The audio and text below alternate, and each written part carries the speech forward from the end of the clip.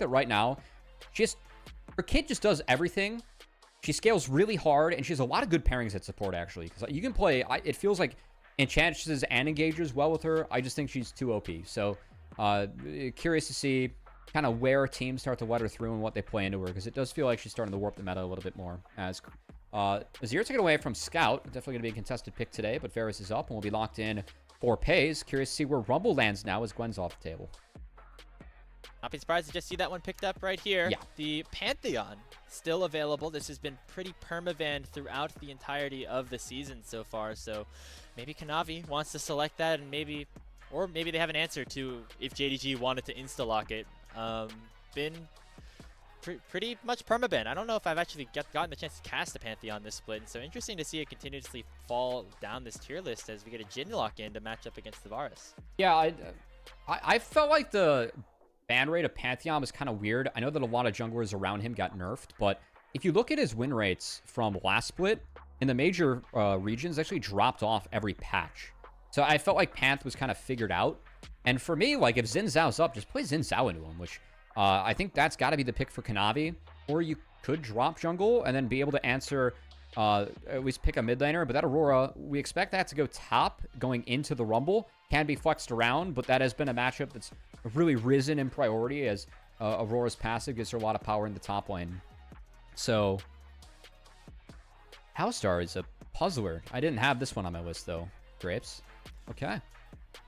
Now, Cubby, I know we don't necessarily have the best things to say about either of these supports going into the series. I've been okay with Hong. I think Hong's been okay on the team. I'm not a Zhuo fan. I'm thinking of some clips that from last split of Hong on Alistar. I mean, there's a reason that Erha benched him, replaced him twice that last season. So True. That's just all that I have on the top of my head right now. Interested to see how this Alistar does function in this top esports draft alongside the Jhin. A lot of hard CC there. Gonna need a setup around it as we head into the second phase of bans. Mid lane being the focus right now. I think Ali's fine so far. I'm really interested. They are not going to take away Xin Zhao. I think Xin's just got to be the ban here. Again, just would be very surprised if that is not even contested by JD Gaming. I know Wukong has been a jungler that's like really high up in priority too, and I think there's real value there. But if you want, okay. I guess they looked at Xin Wukong and it's like the difference is null. We'll just let everything through, and we'd rather not face Annie Victor, which frankly tells me that Aurora is more likely to go mid than top. The fact we're banning Annie plus Victor for the Aurora, those are bans that kind of protect mid a little bit more and could actually slot Aurora in there. So maybe there's another pick they're looking at for top lane to try and pair up with this Pantheon. Still a lot of tanks that generally go well into the Rumble, like an Ornn is an answer that we see a lot of the time. Maybe that just gets locked in for Xiaoxu, been one of his more frequently played champions this split. It's not the Xin Zhao though like you were expecting. No, it is a Jarvan. A lot of wombo combo been set up now with him in the Rumble. Yeah, the hot pot's online, man. We're going to Heidi out here at Top Esports. As yeah, I'm surprised by the Poppy or I'm not surprised by the Poppy. I think Poppy's a good pick here. Playing that into Alistar Jarvan actually feels pretty good. Already gets some solid value from the Steadfast Presence if that wants to be the pick. That said, going to be the Rakan for Zhuo. And then, yeah, probably the Ornn. Again, I thought the Annie Victor definitely posturing that this Aurora would not be going top, so that they'd actually want to find a tank. This is interesting to me because I feel like with the going into Rumble, Jhin, Alistar, J4, like Poke Varus feels pretty good. Now with Ornn, Pantheon in the front line, like, do you want to go Poke Varus or on hit? I think Peyz has a bit of an option. I'm still expecting it to be Poke.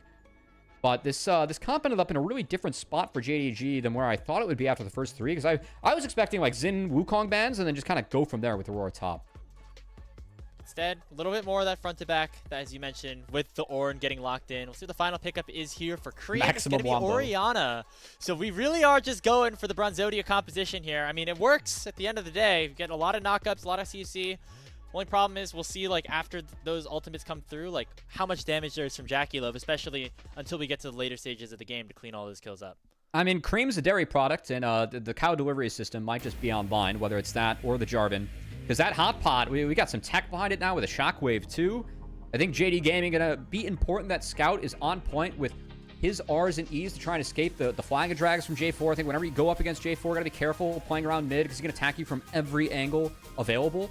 And if Orianna gets ahead in this matchup, the ability to wombo, shockwave, I think Ori's the one where if she gets ahead, she can push the pace of the game the furthest forward. Whereas for JD Gaming, how activated can Pantheon get? Like, this champion, his clear speed's a wee bit slower now compared to the Jarvan.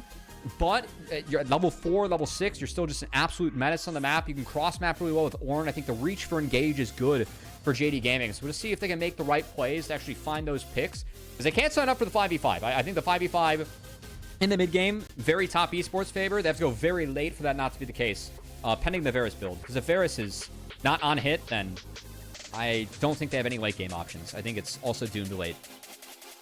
Interesting to see the Ornn composition not want a team fight. Very curious to see what that means here for JDG. I think timer is going to be really important in this game because like there's so much reach on both of these teams between, I mean, you got Rumble, Jarvan, Ornn, Panth, top sides. Like think of the reach with the ores that you have in terms of trying to find the engages. So I think the timers, the control of the lanes, using fog, and then timing up those fights is going to be really key for both teams in this one.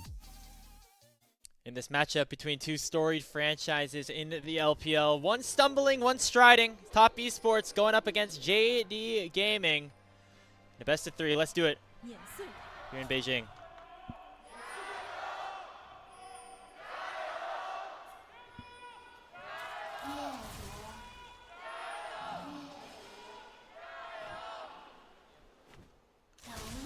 Love that you mentioned Beijing. Of course, remembering Kanavi, his history with JDG as well. Talked last split about how playoffs are going to be in Beijing, and he was so excited to play in front of the fans that used to be so kind to him over there at that org. Obviously, going to be on the advantage team tonight. As Joel might be in trouble. He did use W, and that is a lot of health gone from the Rakan.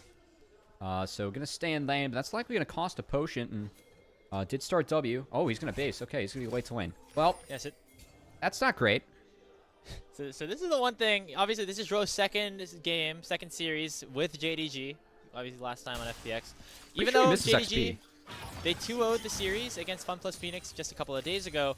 Joe got away with a lot of really aggressive engages and plays that maybe he shouldn't have been able to do so. And that's another instance of that right here, being a little bit too far ahead of his team, whether that's miscommunication or just his own play. I feel like that is something to watch going into this one against Top Esports. Yeah, missing XP early. I guess not the worst in this matchup, as getting an earlier level on the Varus is actually not that bad. You're going to see Peyz step up with the E, Comet, Scorch Timer, and then maybe an earlier Q. But, okay, no, they're going to give it a wave, and it's just going to be lack of XP for Joel. So, it could be impactful towards the Grub fight. That's a timer that a lot of our supports look for 6, and Joel's already behind. Not the easiest, especially now that the Alistar has it level 2, and Kanavi is pathing towards the bottom lane, and right now Shin is pathing away from him, which means that going to be a lot less safety here for Peyz and Joel to play for. Nice trade in the mid lane for Scout. Again, we mentioned some of the underperformances here from Scout throughout the past couple of months, but still a good test for Creme here in this best of 3 series, and he's already taken a brunt of pain. Aurora is so powerful early with the electrocute that Aurora's taken the setup and the passives, and actually gonna get an early TP back from Creme. I will say I don't think this is terrible for him. Like, he missed one melee creep of XP. I don't know if he's gonna miss too many more of the mage creeps, but like 1 or 2, so kind of negligible. It's gonna be Scout with an item advantage from here. The fact that he had no potions definitely means that Jarvan's going to want to pay some attention to mid, because we have to make sure that Creme's next base is good. If not, that's when the lane can really be in trouble. As we await the first clears of these jungles, oh man, Kanavi got the blue buff reset. It's going to be a little unfortunate. Thankfully, Shun is not in the area to try to test this Scuttle Crab, so all should be fine. All the scouts taking a look at. Hey, LPL fans, we want to make sure that you remember that this show here on LPL English is sponsored by Protif.gg. Protif coaches are all pro players from the LTA, NACL, and ERLs, and can all help you continue to increase your ranks and maybe be up here with the pros one day. You can use the code LPL10, which is also for 10% off to support us on the LPL English broadcast. So thank you very much to Protif for sponsoring us here on the show.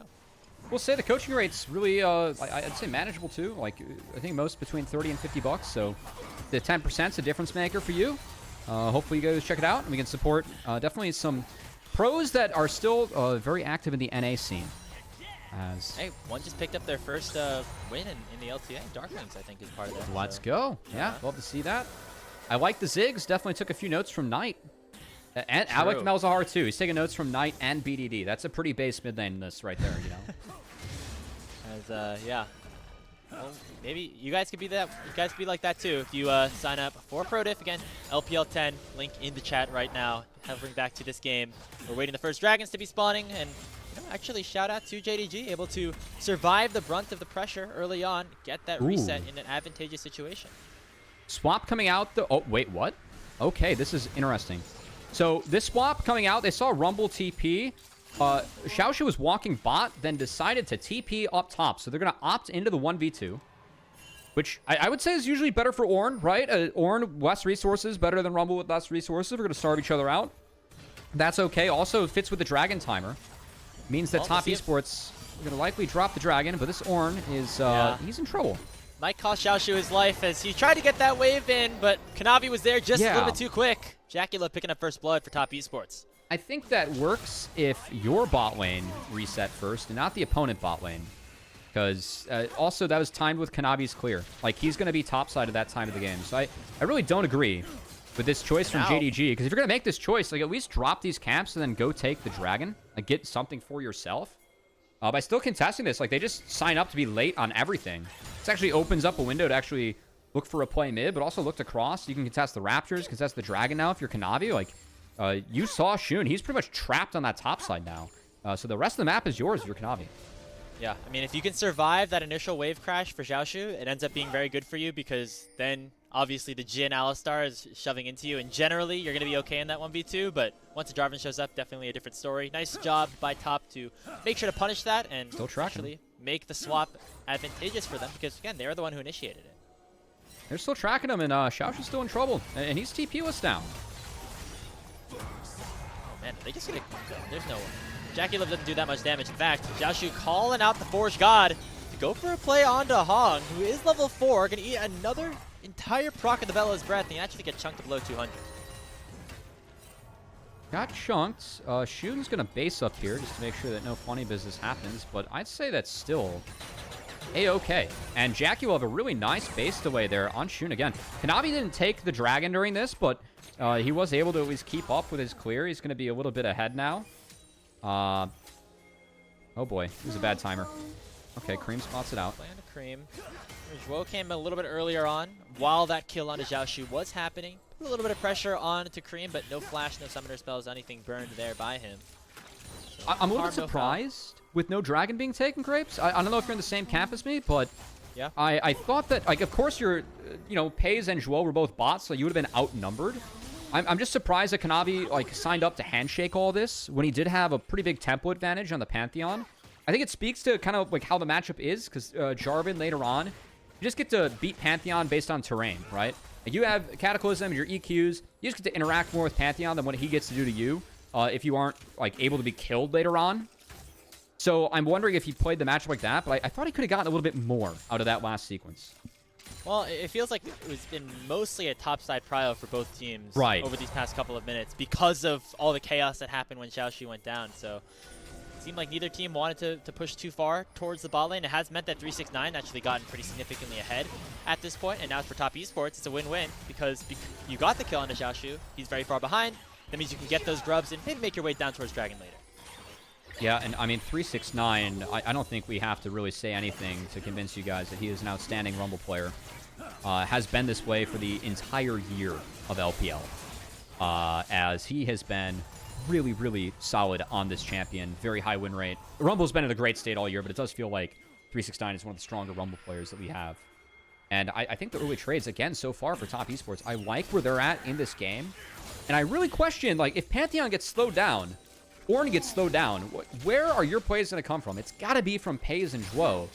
But we haven't seen anything more from them at the moment out of just, picking up waves and matching rotations. And if you're going to sign up for that against Jhin in this matchup, you get outscaled later on, too. I know that you have an Ornn on the team, but like, that Jhin's going to be more effective at later items. So I do want to see if JDG can, like, utilize the Panther Roar, Varus, Rakan at this point of the game before people get too tanky and Rakan engages don't lead to one-shots, actually do something. And with the first objectives being handshaken, I don't really know what that's going to happen now. maybe a kill on the 369 as the Grand Starfall also comes in along with the Call of the Forge God. 369 taken very low, 369 taken down by the Comet Spear.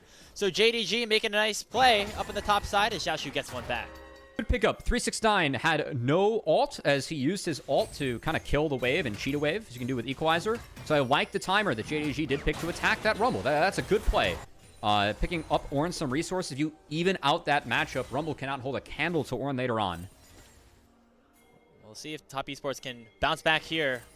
With the play on the bot side, however, Zhuo used the spellbook to teleport down here. Might be enough if Scout can buy some time. He flashes away. The spellbook heal will also keep Scout alive and force JackeyLove to pop the curtain call. Second shot will seal the deal, but it does send 4 members of top down to the bottom side. Hong pop into that unbreakable will. Shockwave lands on a Creme. Nice stun onto the Rakan to make sure that it's 2 kills over to Top Esports. Beautiful juggle coming out from Top Esports as well as they picked that one up, Graves.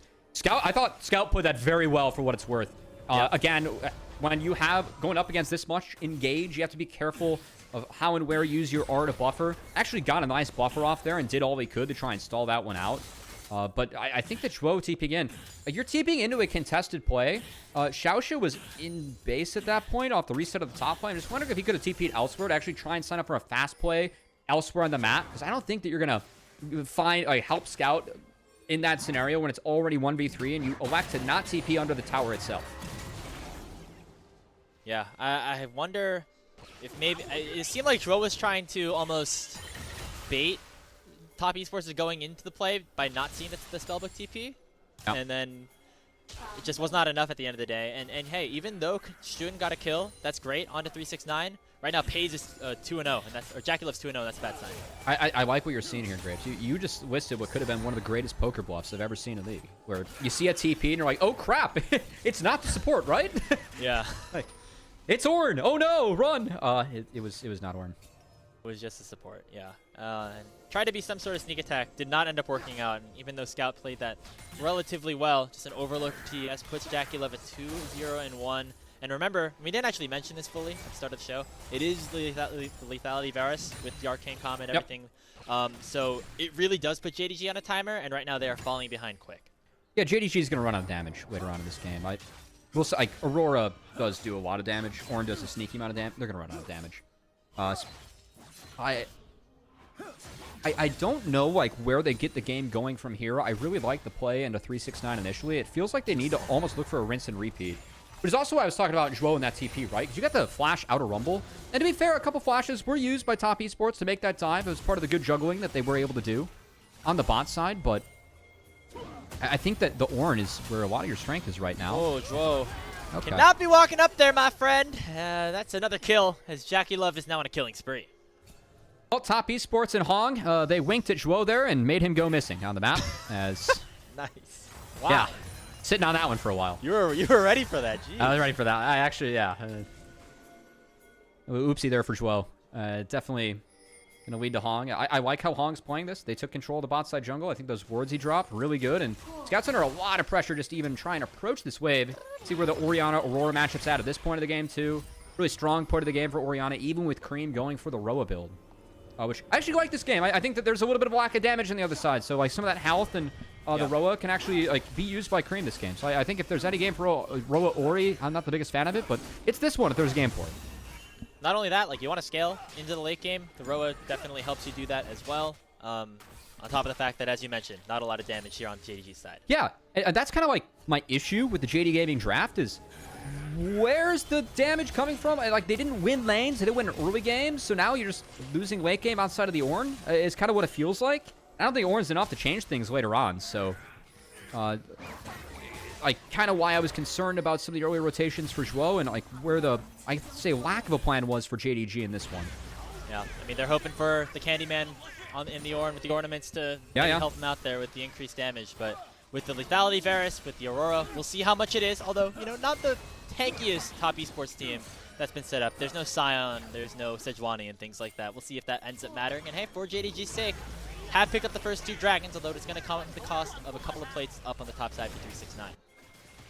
The plate's about to drop here too, so could be a little bit of a race for first brick, as first brick secure for Top Esports would be a sign of feats for them. But good pick up. At least they're able to pick up the first 2 Drakes. Again, I just think they're just going to hit a point in time in this game where it's going to be a struggle for JDG. And to be fair, to Top Esports, I don't think that this was an item break point where they really wanted to fight. Like, you have a Youmu's and change for JackeyLove. I think you're really waiting to get to 2-3 items there, like to look for him. The row is stacking against the Leandre's Aurora. I don't think it's a great timer for Top Esports either. So I like what we've seen from Top Esports. I think that part of their evolution as a team this year has been, I feel like this team was really at its best in splits 1 and 2, where it's just like, okay, pick winning lanes, play with Kanavi. Kanavi's going to like do work on the map and get a lot of pogs and be MVP, and then we're going to be fine, right? Whereas in this split, it looks like a lot of their setups, like it slowed things down a little bit, and JackeyLove's performance has really warranted that, because he has been a very solid carry in these late games for his team. Absolutely, yeah. I mean, especially compared to a couple of splits ago, where again JackeyLove maybe underperforming at times. I know there's probably some people in the Twitch chat that maybe think he's still underperforming, but so far having a pretty good split. Although he is getting targeted now in the mid lane as Xiaoxu goes for a play, does land the exhaust, but not much after that. A little bit of poke back here for Jackie with the curtain call. Going to chunk Peyz to half. Meanwhile, nice R again from Scout. See, that's what we need. We need that. You mentioned the ultis and the E's. We saw both of them used there, although it is going to come at the cost of a lot of damage on this tower, maybe the entirety of it. Looks like they're going to tank it up and take it down. Well played. First brick and feat secured. And that feat's being dropped for the Herald. I will say Herald could be nice for JDG here. I didn't get the kill on the Scout, so I think that like feats being secured is big, but you could get a lot out of this Rift Herald if JDG is able to pull off a nice power play. I think importantly, a lot of these flashes that were back up, so like the initial, Panth or Recon engage really has to be on point or involve flashes from JDG themselves. They want to try and lock down and get a kill, and we're getting to the point of the game where those one-shots are a little bit harder to find now that we're in the mid-game. It seems like the go buttons for Top Esports are a lot easier to press, right? You have Hong jumping in with a flash headbutt pull. You have the shockwave. You have Jarvan or just jumping in with the EQs. I mean, the last time we saw JDG make a big play a while ago, instead they're getting played on down to the bottom side. Scout, there's no more tower down there for you. Creme getting on the board with the help of Hong. And I like how Top Esports played that. Again, that's a dangerous wave for Scout to play. He got that one in. It's been really solid bot control from Hong for this game, and it's going to continue. And Hong catches out Xiaoxu in the exact same place he died last time, although this time the JDG support has some support of his own. He'll be able to get on out with that E.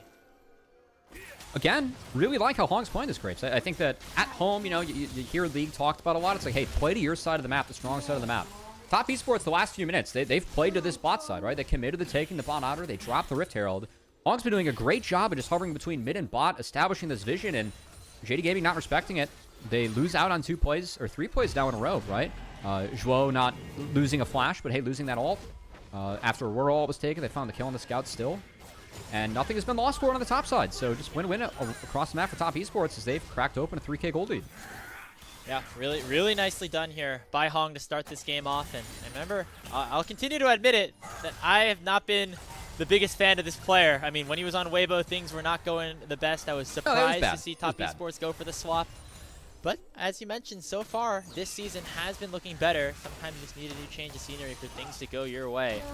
And right now, Top Esports finding all the plays as they've now caught out Shun, and he's going to flash right into the curtain call. JackeyLove picks up kill number 4. You like that on a Jhin. And they're looking for more. Kanavi jumping in with a 2-man Cataclysm, forcing Scout and Xiaoxu back away. Doesn't do much in terms of summoner spells or anything after that, but Top Esports putting the pressure down. Yeah, I fear that flash from Shun didn't exactly get him off a stage right. He was still on stage for that one, for the curtain call. And yeah, bot side jungle. I mean, how many plays have we seen now from Top Esports that were set up in this bot side jungle that JD Gaming did not respect, and then Top Esports get the play and win out on it? I think every winning play we've seen from Top Esports has been in this bot side jungle, Grapes. Yep, and Shun just is another instance. I mean, we've seen this a couple of times for Xiaoxu, but now this time Shun falling victim to it. Like, can't be walking up at this place. It is. Creme's not showing, and it's a great hover from Creme. Again, like, he's dropping that bot wave. They're dropping the tower to be like, hey, we can play this and play to connect and like try and get that. And look, they saved the bot wave from that pick. They got the wave all the way in, and now they can have a power play to set up 15 seconds before the dragon. Scout showing that bot wave. Top Esports knows where he's at. They have a lot of range and freedom to make sure this bot river is theirs before dragon spawns. They should be able to claim this one, although JDG did pick up the first 2 dragons, so there's no risk really for them losing the soul at this point anytime soon. still feels like they want to fight, as they know that they are on that timer. They know that the scaling does not necessarily go their way. But right now, TES just so far ahead, almost 3,500 gold at this point. They should be in a good position to go fight for this, although JDG is going to push the initiative with Shun popping the Rift Herald mid.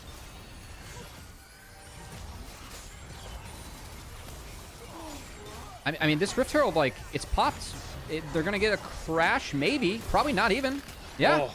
And they didn't get any control over the bot river off this, so it's just a null Rift Herald. Keep in mind that was traded for the outer turret bot, which did give top esports feats too. So that trade is now null. And this dragon looks relatively uncontestable right now if you're JDG. Question is, when will it ever be contestable? JDG running out of time and maybe are already out of it. They're giving it, and top esports just hasn't hit it yet. Yeah. At this point. Should be easily contested here for TES. I mean, JDG, they could go for some desperate play. Shun has the Grand Starfall. It looks like they're posturing to at least play off of something, but Scout's going to be the one caught out by Hong. Beats a full combo and is taken down immediately. However, Creme dies on the backside of things. Call the Forge God does not find too much. The Equalizer doing a lot onto Zhuo and Xiaoxu for the moment. Hong flashes forward, but a nice steering charge combined with the grand entrance of Zhuo. There's no damage. It's going to pick some knockups, but where is the damage? It is nowhere other than on JDG's side. A Cataclysm for Kanavi seals the deal as Peyz has to flash away from the curtain call. He hasn't died yet, but everyone else on his team has, as TES crushed the fight. I am very disappointed in JDG this game, Grapes. I do not know what the plan was, and when there was no plan, well, they decided to fight a dragon after it was lost. They had no conditions that were good for them to fight it in, and it was just Hong honestly running the game. Hong, this is a pog for Hong, and if we're going to use this game for anything, it should be hyping up Hong. Hong's had a great game here, Grapes. Another good setup. Absolutely. Like, why are we walking into this control board? Why is it not the Ornn or like anyone else? It should not be Scout. It should be someone else. And then keep in mind, this is lethality Varus. Pantheon is zoned out of the fight, and there's just no damage. And like Xiaoxu has a nice fight, but there's no one to actually back it up or do anything with this. Because again, Peyz, it's poke Varus. We're playing into an ulted Alistar, and then a choke that no one can walk through besides Ornn, and there's just no follow-up. Very one-sided game one here, Grapes. I don't see a way that JD Gaming wins this one, and I think it's going to be game two with top esports on the red side again. Remember at the start of the pre-show, we were talking about how Peyz has had some amazing moments here in the LPL this season, and just sometimes his team's just not able to pick him up. Take a look at the scoreboard right now. It's 1-0-0. He's doing his best on the pick that was given to him, Cubby, but it's not working out for the rest of the map right now. I mean, if I was Peyz, I don't know, man. I'd be missing out to dinner like tomorrow, or taking my general manager out and giving him a piece of my mind. You send a "Hey, you up" text. It's like, how did we end up with Zhuo? Just I don't even want to be. I'm not even sorry for this one. I think that like in a world where I saw BOG Shadow, which is a great move so far, but is a very funny move if you think about it in this history with Mad Lions. And then Fnatic Poby, which is undeniably funny. Like, you don't have to do any thinking to know that that's a funny roster move. JDG G1 for me is hands down the funniest move this season. Like, there's nothing that competes with this. This was a complete left fielder. I have absolutely no idea how or why this was done by JDG. And it continues to add questions to what we've seen with JDG this year, which has just been a lot of unanswered questions. I feel like it's just the theme of this team. Just pushing a bunch of different buttons, where maybe the buttons don't have to be pressed in terms of these roster changes. Hey, they care about this team, but do they care about it? I mean, is their care going to mean anything, I guess, if it's not the right moves that are being made? Yeah. Clearly, right now, it doesn't seem like it, although there's still, some more season to be played. Well, more game to be played, too, is another red buff being contested here by Top Esports. As this side of the jungle remains theirs. And this red buff remains Kanavi's. And even 369, those Electro Harpoons took Shun to half HP. He hasn't done anything really this game, but he's still very, very strong. I mean, that just goes to show the power of Top Esports across Summoner's Rift right now. I mean, another, like, my big talking point with Pantheon, because I thought he was, like, really over-prioritized last split, is that when you draft him, I think you have to draft winning frontline. It's really hard to win the frontline against Alistar. And playing Panth into, like, Alistar, Jarvan, Jhin, just Rumble does not sound like a fun Pantheon game. Like, I understand the strength of this champion. you are Thanos at level 4. You get a semi-global. You can play the map really well. And you build the bruiser items, which are just undeniably OP. But you don't really get to interact with this game in team fights, as we have to look for side lane plays instead, and that will be a successful one against 369. Scout finally gets a kill, resets his goal value, but picks up 500 in his back pocket.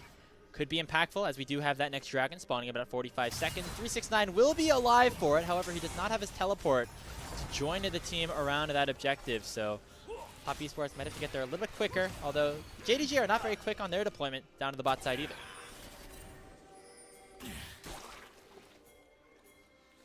I'm curious what Top Esports is going to do here. They have a choice after this wave. I think they're going to play for the outer turret. And then we'll see if they move to either Baron or Dragon. Because they really could threaten the Purple Worm if they wanted to. Just don't think they really have a lot of damage to get through it at this point. But again, I feel like the play should be drag, I think. Yeah, probably. Just take this. Take away the win con, honestly. Like, I think that's... Like, I mean, this is just game. Oh, unless Creme gets caught out here. Knocked up by Xiaoxu. Gonna have the Call of the Forge God land on him as well. Still has his flash. He'll use it to get over the wall. And he still has his shockwave. That wombo combo still very much in play. As Zhuo and Peyz getting targeted now. Nice flash away from that ulti of the Jarvan. But now the curtain call is going to slow Peyz down. Nobody's blocking for the man. The 4-shot finally does land on the Scout. But the 2-man shockwave comes in from Creme as well. And Kanavi looking to finish off some of the JDG members. Nobody will end up going down except for the JDG AD carry. But it means TES get themselves their second trade. I really like how Creme saved his shockwave there. I think that there is a window where Creme, he could have shockwave to cancel the Ornn ult being used if you time it really well. But just flashing away, saving that R, and trying... Like, cause I think there's a world where like, he can use the shockwave and then maybe walk away from the Ornn if he walks down to the round. Instead, he flashes over the wall, preserves the shockwave, keeps the big team fight spell up, and cashes in with it off the back of Kanavi and JackeyLove. As this one-sided game continues to remain very one-sided. Grapes to be a top esports Baron. It's only one casualty though, so JDG maybe in a 4v5 feel confident enough to try to go for a steal, but it is far too late. The Baron is secured here by TES, and now the fight can begin again. Kanavi going forward. Zhuo knows better than to continue to go for a play. And so that is just Baron in the hands of Top Esports with the gold lead extended to 6.5K.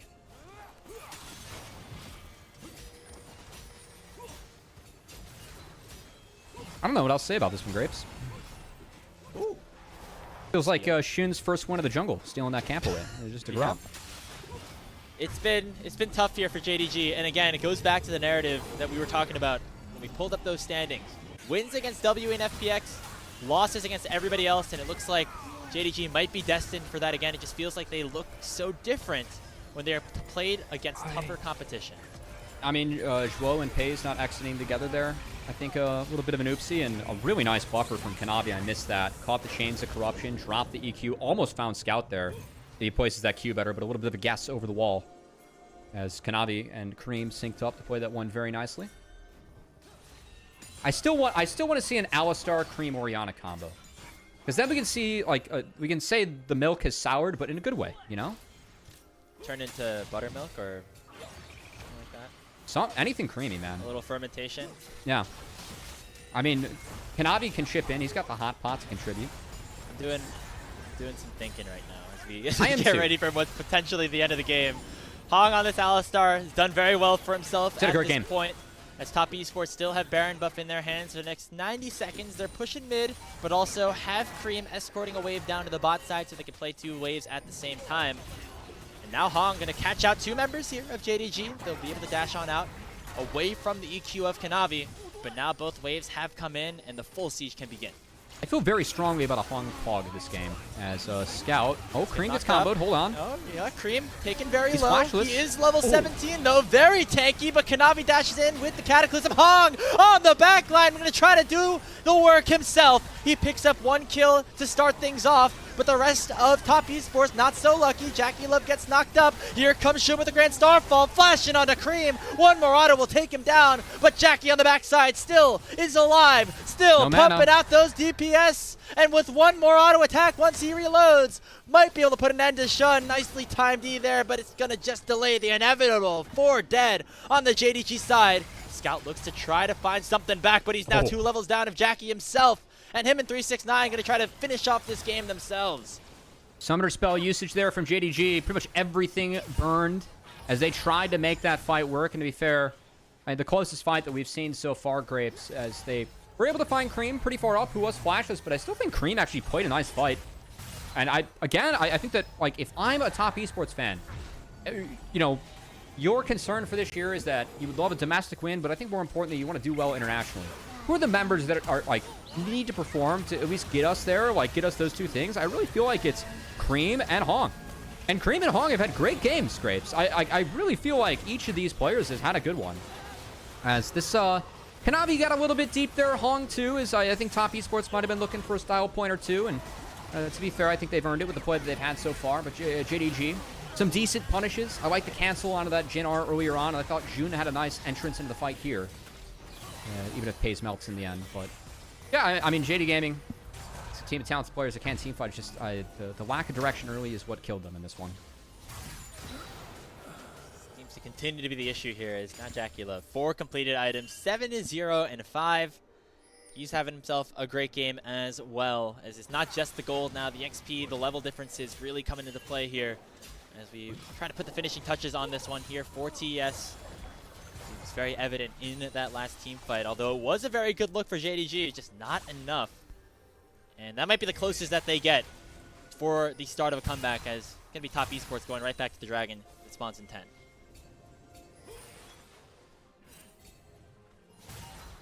Oh, so a point for either team, and it's going to be given over to top esports. This one's pretty null and void for JD Gaming, but it's all good. Great to spend a little bit of time talking about Creme and Hong. Good matches from them. Any thoughts about JD Gaming? Is there anything that you can take away from this one? I thought that Xiaoxu did his job for the most part, but he put like one bad wave. Yeah, that one bad wave definitely started the snowball though, which is unfortunate. I feel like Xiaoxu not going to be the make or break for JDG. It's going to be up to the other players. He's the role player on this team. He's Kevon Looney trying to do his job, and right now, the rest of the team has to step up here as we see Call the Forge God land on the JackeyLove. There's only so much you can do as an orc. Okay, better question, Grapes. If Zhuo's MLB player equivalent played for the Yankees and came out of the bullpen, who would Zhuo be coming out of the bullpen for the Yankees? We'll answer that in a second here. As we're going to get another fight breaking out. 369 could be in some trouble, as it will be Zhuo closing him down. 1 kill for nothing in favor of JDG, at least for now. But the inhibitor in the mid lane has not fallen just yet, so nicely done here by JDG to at least extend this game a little bit longer. Yeah, every ult used there except for Shun to take down the Rumble. So, I mean, small win, but they still lose the inhibitor turret in their jungle. It's kind of null. By the way, Zhuo, Jake Bird comes over, immediately just disappoints. And we kind of all knew that it was going to happen, and he still did so. So that's my equivalent. I'm sorry about that. There's all, you know, if you're a baseball fan, you definitely have someone in every bullpen that you want to see and don't want to see. It's just how it is, you know? Kind of want to see another fight here for JDG. Maybe they're feeling a little bit of momentum right now after picking up a close fight on the bot side, a pick on a 369. The Baron has respawned, but the gold lead still very much not in their favor, as well as the scaling. However, some of those ornaments starting to come in. As now JDG playing very aggressively around the Baron, might be of their benefit to just flip it. Yeah, again, I would love if they flipped it, but they don't really have any real Baron damage. I think their honestly best case is just to pray for an ARAM and get poke with Peyz. Might just get that. As Xiaoxu going to be the full target, but the tanky not tanky enough. Oh my goodness. Hong picking up the kill as the support, and now the full engage can begin from Kanavi. He lands the Cataclysm on Zhuo. He flashed away, but it might not be in time. Shockwave does not connect off the EQ, and so it will only be Xiaoxu falling for the play. Should still mean that top esports can retreat towards Baron. Ornn has TP when he spawns. No way Baron's up when that's the case. I don't think JD Gaming have any contest, and unless Shun just like sends it. Nope. Instead, Hong and Creme going in for Scout, who somehow walks a little bit too far forward. It was a hex Not flash. going to be taken down just yet. However, another combo from Hong should come in, but he gets one shot by Peyz. And now the grand entrance from Zhuo will land on a Creme. Top esports try to do too much with the same play. They get the Baron, they get Zhuo, and here comes a TP from 369. Peyz is down, and only Shun and Scout still remain. 4 members of TES have Baron in their hands, and they're going to at least take this mid inhib, if not more. It was a tactical int from Hong, as he just wanted his team to have some meat to feast on for their win. going in, setting up the true barbecue and 369 on the Rumble. Nice TP and angle into Peyz, who was flashless, and Top Esports going to put together a really solid game one. And honestly, some positives to take away as one last fight. Oh, knockup lands on a JackeyLove, but he's not going to be able to go down just yet. Xiaoxu with a brittle proc will not find it. He's just too far away, not in range yet. And Scout's going to be killed on the other side by Kanavi against his former team. Kanavi and Top Esports will issue a dominant win in game number 1 over JDG. Very good look here for Top Esports. And man, again, if you're a Top Esports fan, I know JD Gaming's not in their best form, but still, I think that if any positives you're going to take away from this game, this series, to try and push to other series you're going to play in the regular season going into the playoffs, Creme and Hong, if these two can play well, we've seen JackeyLove performance variance just a little bit throughout the split, but 369 and Kanavi have been solidly one of the best top sides that we've had in the LPL. So if these two members can really step up, play at the highest level, and play well, I think it's a great sign. And man, that was a great game from Hong. I thought Creme played really solidly too. He's had a good last couple of series as well after he got smacked around by Knight and BLG. So I think some real positives over there in the Top Esports camp. Yeah, you talk about consistency for Top Esports. The top side of the map feel like they've been generally at a very similar level as we've gone throughout. Kanavi's always looked pretty good. 369, kind of the definition of stability up there. Creme and Hong, as you mentioned, a little bit more on the volatile side, and specifically once you get them against higher competition. We talked about how Scout could have been a tough matchup against Creme here in this 1v1 in the mid lane. Didn't make it look like that, as Scout definitely had his fair share of questionable moments. It was a lot of good stuff that we saw, though, from Creme, from Hong on this Alistar, and that is good signs for Top Esports moving forward. Yeah, I think that, like, JDG is not a great team that we have in the LPL right now, but they aren't a bottom 2 team, and they do have some pedigree. And so for Top Esports, I'm going to focus on the positives, which have to be in their camp. They're not in the JDG camp. We can't talk about them for positives.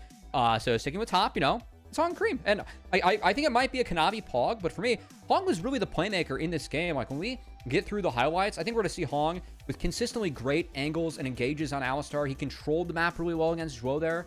I really liked how Top Esports played out that map, and I think they made it look like JDG had no plan. I do think they took away some of the plans earlier on with some of the choices they made, like delaying those first neutral objectives. But man, like, JD Gaming, I really did not like that draft for them. I don't think that there are a lot of winning angles that they have with that draft. I mean, we talk about the high level performance that we saw from Hong in that game for Top Esports. The new support for Top Esports. The new support for JDG didn't necessarily have his best moments here. I know we were talking about the decision, like roster-wise, GM-wise. The decisions in-game, also not great. I mean, starting from that first minute where he tried to find a catch onto Creme, but was immediately punished, had to go back to base, ended up losing XP. That was the start of the snowball rolling down the hill to a game 1 loss here. I'm glad you brought that up, because I had to just have a chuckle that we started that game off with just blindly grand entrancing into the enemy side of the map when we see no one level 1. That's the Zhuo experience. That is the Zhuo experience, yes. The Zhuo experience. That's exactly what he was doing against FPX, and it was working against maybe a weaker team. Not going to work against a team like Top Esports. The aggression from Zhuo is both a blessing and a curse. Well, nice to see. We didn't really mention 369 that game outside of his Rumble's good. And yeah, a lot of damage. It helps that the lane that he had. But keep in mind, he played 1v2 for a lot of that game. I thought a lot of those ults were pretty impactful, as was a good one from him. And Matt, I mean, for JD Gaming, like, I don't know what you do at this point. I mean, to be fair, if you're going to go with Zhuo as your support, I feel like that's kind of FFing the split, if we're going to be honest. He hasn't given us much reason to think otherwise, but like, what's your answer with this team? Like, what needs to happen for this team to actually be the competitor that, players like Peyz and Scout should be on rosters? Especially the form that Peyz is playing in. He's been playing as one of the better ADs in LPL all year, so I don't, like, I've given up on the answers. Oh, wait, we canceled a TP with that? Oh, dear Lord. I don't know what Scout was thinking, that he was going to get away with Creme that fully in vision. Yeah, not going to happen very much. It is curious because, again, Xun, Scout, Peyz, Xiaoxu's been fine. Like, this should be a team that finds at least a couple of wins in series against some of these top-level teams. It just hasn't happened yet, and then time, continues to tick here for JD Gaming. I mean, when you take a look at what their schedule looks like over the next couple of days, sure, they play WE as their next series, but that's their last gimme. After that, it's tough opponents after tough opponents. BLG AL, the next 2 after that, and both of those guys made it to the finals last split. I love Creme once again. flashing there and not using his R. Really feel like he could have R'd and then walked down to save his flash. Instead, decides to flash before the dragon, saves the R, and then is able to make a play like this. I think that's a really, really good decision. Again, as a player, I think one of the more difficult things you can do around these objective setups, when do I need the flash? Like, what abilities can I bait out and tank? Because that's a great example, like, before an objective. I mean, sometimes it's more valuable to burn that 5-minute cooldown. If you get out a big cooldown, I think that Xiaoxu firing the ult off there is not worth it. Unless you're going to find the kill on the Ori, and when she has ult flash up, I just don't think that's realistic as a Ornn. So I know that's a small decision made by Creme, but I do really like that one. And Creme's give me, like, this is the issue that I have with Creme, because, like, I always want to be excited about Creme. He is a younger mid laner on a team by Top Esports, got great players around him, and feels like that if, they want to have international success, it's going to have to come off of Creme stepping up. It's kind of always been the story with Creme. And there are times where he teases us with these moments where he really can be a good to better player than what he is. And then it's just not frequently enough where, like, there's going to be a point where, like, the series against BLG at night, he played very poorly. So I'm hoping to see more good ones from Creme, because it feels like if he finishes off the series strong, it's been 3 good series in a row from him, which for me is promising. And you hope that, as he gets more experience, this is now his 2nd full season with a contender, I think is fair to say, in TES.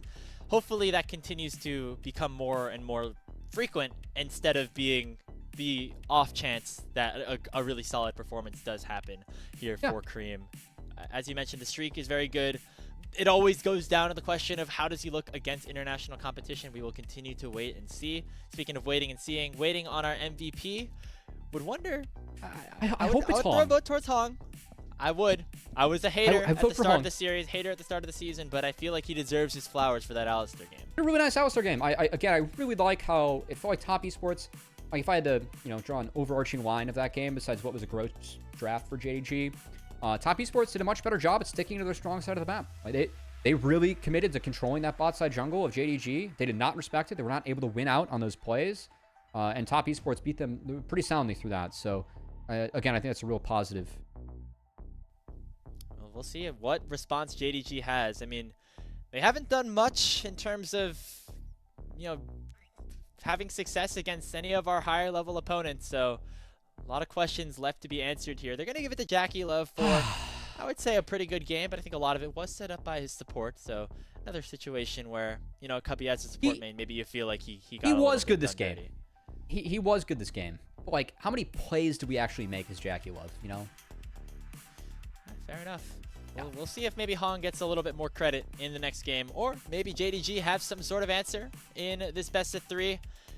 Well, time will only tell as we have to head towards short break before we get into the draft of game number 2. But before we do so, we want to give a big thank you to all of you watching at home, and we want you to make sure to check out our Ko-fi page. If you want to support LPL English, consider becoming a Ko-fi member, as Ko-fi is the best way to support the LPL English project, with the vast majority of your contributions going directly to the show. A lot of the initial payments go into upgrading the broadcast, but a huge bulk of it pays on-air talent and content creators. You can subscribe to our Ko-fi, it is linked in the chat, to unlock perks like early access to content and the ability to ask interview questions for our unique on-site interviews. Again, link in the chat below. Support us on Ko-fi. We'll be back in a couple of minutes with Game 2 between Top Esports and JD Gaming. Don't go anywhere.